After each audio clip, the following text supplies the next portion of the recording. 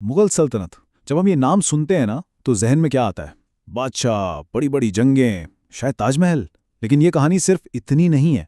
ये तो एक पूरी तहजीब के बनने, अपने उरूज को छूने और फिर धीरे धीरे खत्म हो जाने की 300 साल लंबी दास्तान है।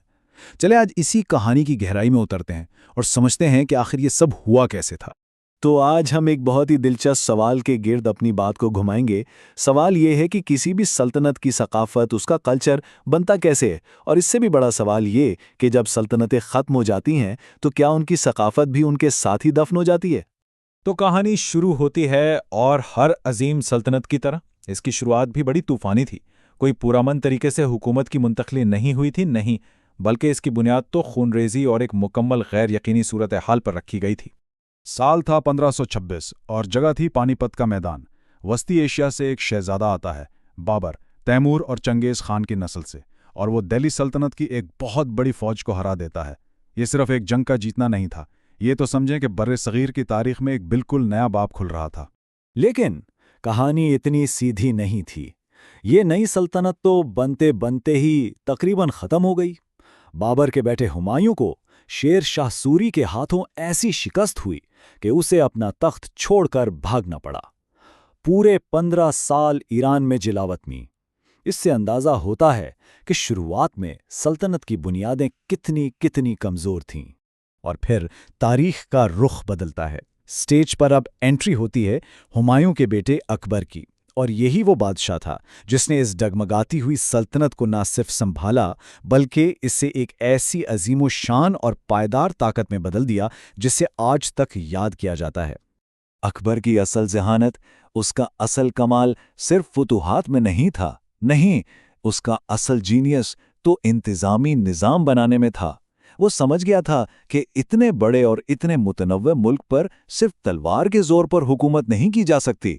एक ऐसा सिस्टम बनाना होगा जो सबको साथ लेकर चले, जो सबको जोड़कर रखे। तो इसका हल क्या था? मनसबदारी निज़ाम। बड़ा ज़बरदस्त आइडिया था ये। इसमें होता यह था कि हर फौजी और सिविल ऑफिसर को एक रैंक दिया जाता था जिसे कहते थे मनसब। इसका फायदा, सबकी वफादारी सीधी बादशाह के साथ जुड़ गई, किसी और के साथ नहीं। इससे एक ऐसी मुनज़्ज़म और वफादार टीम बन गई जिसने सल्तनत को मजबूत कर दिया। अच्छा, इंतजामिया तो सेट हो गई। अब बात आई मईशत की। अकबर ने ज़ब्ती निज़ाम शुरू किया, यानी अब टैक्स का हिसाब किताब फसल की पैदावार और ज़मीन की पैमाइश की बुनियाद पर होता था।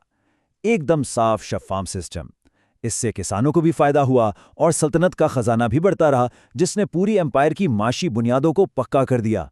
लेकिन शायद अकबर का सबसे इनकलाबी कदम, जो उस वक्त के हिसाब से बहुत बड़ी बात थी, वो थी उसकी मजहबी पॉलिसी।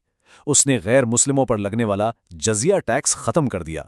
एक इबादत खाना बनवाया जहां हर मजहब के उलमा आकर बहस मुबाहिसा करते थे।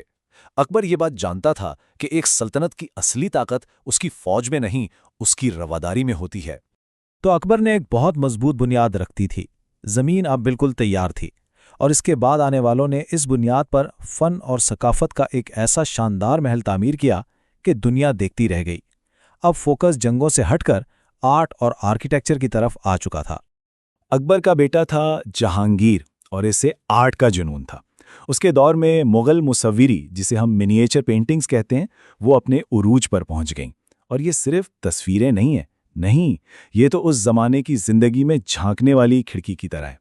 इनसे हमें उस दौर के लिबास, रहन सहन, सबका पता चलता है। एक पूरा तारीखी खजाना है ये।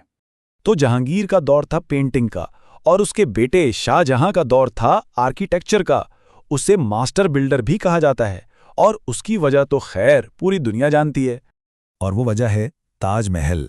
अपनी बीवी मुमताज़ महल की याद में बनवाया गया सफ़ेद संगे मरमर का ये मकबरा, ये सिर्फ एक इमारत नहीं है, ये मोहब्बत की कहानी है। ये फ़न तामीर का एक ऐसा कमाल है जो आज भी पूरी दुनिया में मुग़ल सल्तनत की सबसे बड़ी पहचान है। फिर बात करते हैं दिल्ली के लाल किले की। ये सल्तनत का सियासी मरकज़ था, इसका धड़कता हुआ दिल।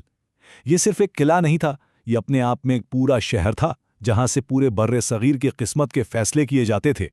और मुग़लों का कमाल सिर्फ इमारतों तक ही नहीं रुका, वो बागात बनाने में भी माहिर थे। लाहौर का शालीमार बाग देख लें, ये इस बात का सबूत है कि उन्हें खूबसूरती की कितनी परख थी। پانی، ہریالی اور ڈیزائن سب کچھ مل کر ایسا لگتا ہے جیسے زمین پر جنت کا ایک ٹکڑا اتار دیا ہو۔ تو اب سلطنت اپنی جغرافیائی عروج پر تھی، جتنی پھیل سکتی تھی پھیل چکی تھی۔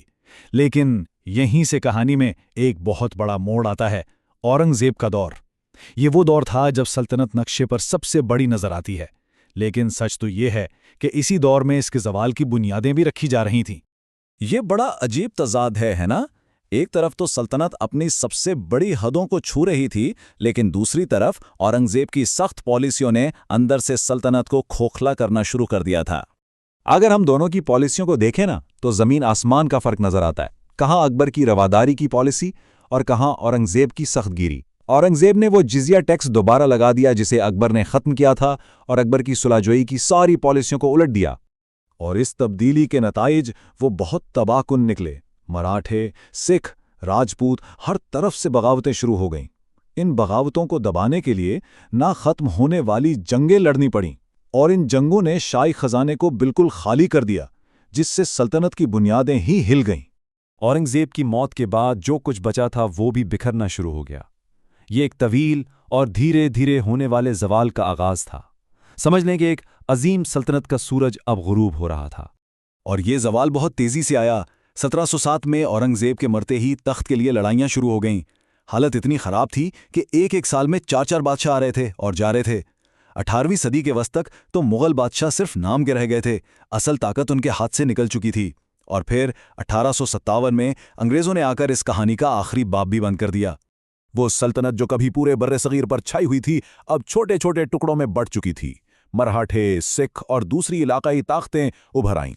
اس سے ایک پاور ویکیوم پیدا ہوا، ایک خلا، جسے آخرکار باہر سے آنے والی طاقتوں یعنی انگریزوں نے آ کر بھرا۔ لیکن ایک منٹ، کیا سلطنت کے ختم ہونے کا مطلب یہ ہے کہ اس کی کہانی بھی ختم ہو گئی؟ نہیں، بالکل نہیں۔ سیاسی طور پر تو سلطنت ختم ہو گئی، لیکن اس کی جو ثقافتی میراث ہے، اس کا کلچر، وہ آج بھی زندہ ہے۔ ہمارے کھانوں میں، ہماری زبان میں، ہماری عمارتوں میں، یہاں تک کہ ہمارے روزمرہ کی زندگی میں بھی اس کی جھلک نظر آتی ہے۔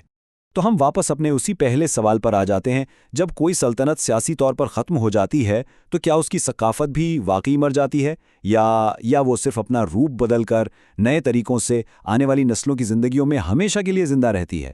یہ ایک سوچنے والی بات ہے نا؟